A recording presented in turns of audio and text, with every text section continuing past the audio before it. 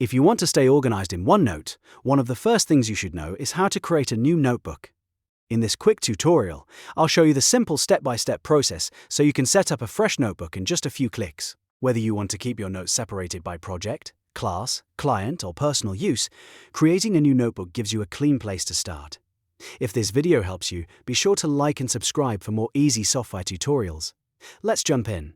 First, open OneNote on your computer.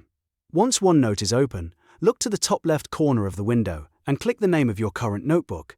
This will open a drop-down list showing your notebook options. From there, you should see the panel where your notebooks are managed. Next, click the plus icon at the top of that panel. This is the option you use to create something new, and in this case, it will start the process for a new notebook. After clicking the plus icon, OneNote will ask where you want to save your notebook. Now you need to choose the location for your new notebook. If you want your notebook to sync across devices, select your OneDrive account. This is the best choice if you want access to your notes on different computers, tablets, or even your phone. If you prefer to keep everything saved only on your current device, choose this PC instead.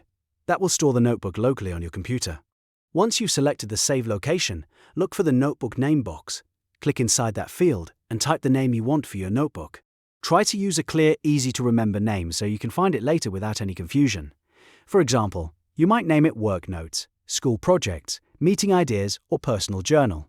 After typing the notebook name, the last step is to click Create Notebook.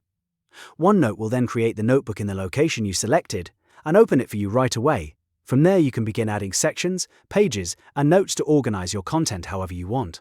And that's it. You've now created a new notebook in OneNote.